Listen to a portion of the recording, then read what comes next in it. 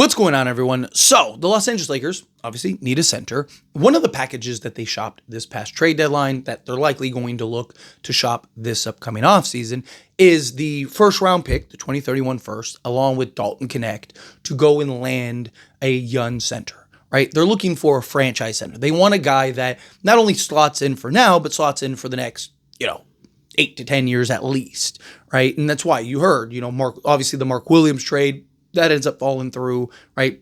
Could that still be an option this upcoming offseason? Possibly. Supposedly, Charlotte is going to be looking to trade him. So, cool.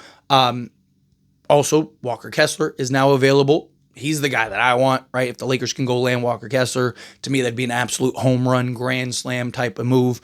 But you also have like Jalen Duren, right? Supposedly, they're looking to maybe land a floor stretching big, right? So if they're going to land another big man, maybe Jalen Duren becomes available. They already have several centers, right? At some point, they're going to have to make a decision on some guys, right? Point is that the Lakers are still going to be aggressive in trying to find that center. Now, I do think more likely than not, it's going to be like a Nick Claxton or Daniel Gafford, who they're both still young, but they're not like, 22, 23, 24, right? They're 26, 27 or getting in that range, right? So guys that, you might not be able to have for 10 years, but you'd have for 6 to 8 years, right? And be a foundation piece alongside Luka Doncic that fits and makes sense.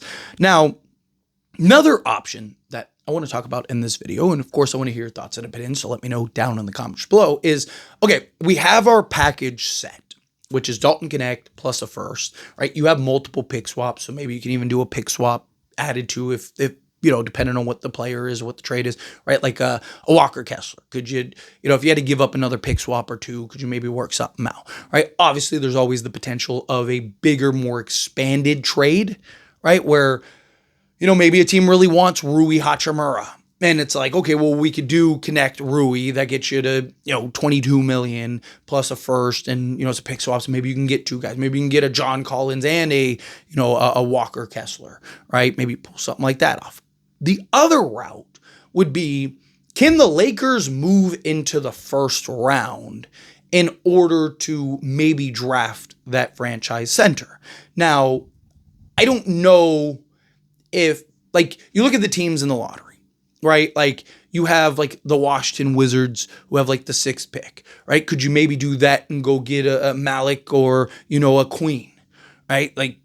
Now you got your franchise center. I don't know if Washington would be willing to do that. They want to kind of hit the reset button. Do they really want Dalton Knecht? But a team like Charlotte, the Charlotte Hornets really wanted Dalton Knecht and a first and all that stuff. Could you maybe work something out to where you go and get the 4th pick, right? And maybe get your franchise center that way, right? I don't know if you could draft Queen or Malik with the 4th pick or something. I don't even know if you get the 4th pick, but would Knecht a first and 2 pick swaps be enough to maybe get you in the top 4? Where you look at a team that's like, we kind of want to do things different. The Brooklyn Nets have multiple first round picks, right? You can look at a team like the Brooklyn Nets who have the 8th pick, the 19th pick, whatnot. Again, that should be enough to go get one of Queen or Malik, right? They're kind of in that spot. The Raptors, right? They're a team that wants to make a big splash. They're a team that's looking to maybe go get Kevin Durant or some of these other players, right? Now, obviously, they would want those picks, but if they miss out on those guys, right, could they maybe look and go like, okay, well, let's try to get some more assets for another thing, or maybe they really like the idea of, whatever, Rui Hachimura, or maybe you look to even trade Austin Reeves to get into the lottery. Point is that you have multiple teams that can be in the mid-lottery range. I've even talked about San Antonio. San Antonio has the 14th pick, right? Can you maybe trade to go get the 14th pick? Look, San Antonio traded the number 8th pick for, a future 2031 pick from the Minnesota Timberwolves, right? And then also a pick swap, right? So and they have Anthony Edwards and stuff, right? So they're projected to be good in, that time, right? Could you maybe do something similar for the 14th pick, right? Could you do Dalton Knecht and, a 2031 unprotected first and go get the 14th pick and maybe go get a center in that regard? The Lakers are very limited on their package and they want a clear-cut center. Now, look, personally, this is just me personally, I would prefer you go get an already established, set, and made center right, in a Walker Kessler, a Jalen Duren, or even a Mark Williams, right? Because they're already proven in the NBA. They're already guys that have multiple years under their belt that still have enough upside potential and growth to where you look at them and you go, okay, like there's something further there, but they're also good enough right now to where, hey, these guys can make an impact on this team, raise the ceiling for the Lakers, but also, have the capability of continuing to progress year after year after year. And we have this guy for the next 8 to 10 years, like I mentioned, right? So I would prefer the more proven route than taking a risk on a lottery pick that, yes, that lottery pick could be as good right out the gate, maybe even better right out the gate, and could end up being a top, we could be having conversations about, is he the best center in the league in, 5 years, right? Like, especially playing alongside Luka. You got to imagine any center that, is kind of the Luka prototype center is going to have success alongside Luka, right? Luka's going to make them look fantastic, right? So you have that little bump. So, they have their own talent, and then you add in Luka, they got a little bump. So, there is always the potential and upside of like, hey, this guy could end up being, just one of the top guys in the league at the center. I'm not even talking about like, is he top 5 in the league? I'm talking about just pure center, right? You have like Jokic, who's the best player in the league, right? Obviously, he's the best center, but then you kind of go down the list of centers, and it's like, you look at multiple guys. Like, could he be a guy that you look at and go, man, he's, like Ivica Zubac or like a Sabonis, right? But more athletic and hopefully better defensively, right? Like, where do these guys rank? If you could maybe land somebody like that, that'd be great. I never want to put a cap on these young guys, on these young talent.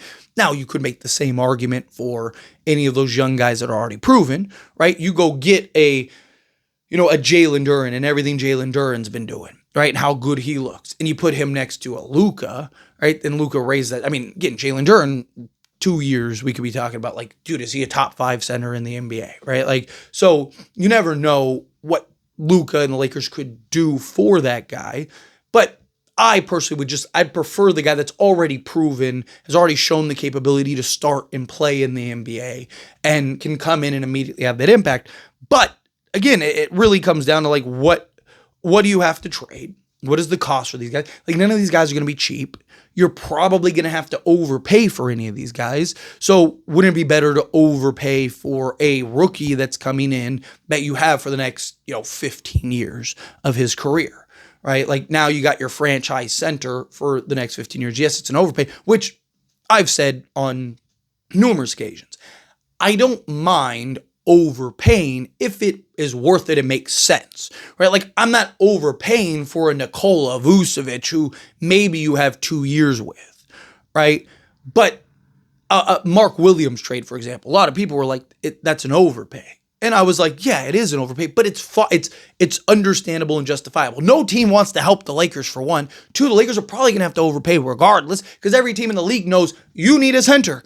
So guess what? Teams aren't just going to, out of the kindness of their hearts, go, here's our franchise center for a bag of peanuts, right? So any team that you're trying to work out to go get, like, it just, like, my point is that, like, if you're the Lakers, I'm okay with you overpaying if you get a clear franchise guy. Like, this is the guy we're riding with for the next 10 plus years, right? Then it's like, okay, it's understandable, because those future picks, whatever, you're hoping to get a guy like a Jalen Duren, like a Walker Kessler, like a whatever, right? So, obviously, look, if the Lakers can move into the lottery, that would be fantastic. But even teams like, again, the Brooklyn Nets, they have the 19th pick, right? They also have, they have like 4 firsts. I think they have like 4 firsts and then like the 38th pick. So they have like a ton of picks, right? So could you look to a team like the Brooklyn Nets and maybe land a pick or 2, right? Maybe you could get like a Danny Wolf, right?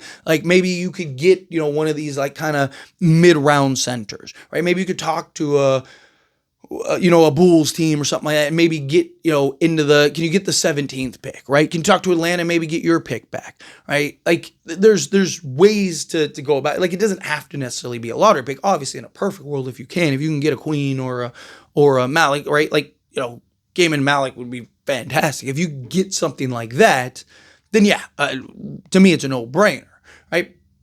And again, you can argue and make justification that, hey, it's worth the overpay.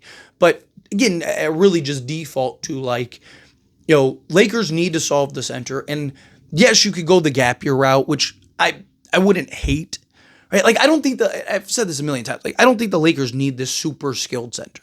Right? Like, a Mark Williams would be great, but I don't think it's a necessity. It's just the center position is a necessity. Right? So, like, again, if you had to go, if you told me this year we went with Clint Capella and Brook Lopez as our center rotation, right? And kept Jackson Hayes, fine. Right? I'd be okay with that. I mean, I'd want you to go can you go get some wing depth and, maybe some bench depth? Like, I don't want them to just do that and then sit on their thumbs and just be like, okay, we're good, right? Like, I don't want that to happen. But, if you were to just like, hey, we're going to do a gap year at the center position, right? And then go get other pieces of need and then, figure out the center position. Maybe you draft somebody with the 55th pick that you spend the next year or two developing, right? Whatever, right? Something along those lines. But anyway, as always, this is a discussion. Pass a question to you. Let me know your thoughts and opinions down in the comments. That being said, if you haven't liked this video, hit that like button. Helps me a lot. So we enjoy these types of videos and I truly appreciate it. Not subscribe channel, hit that subscribe button, turn on the bell notifications. Appreciate y'all. See you in the next one. Thank you.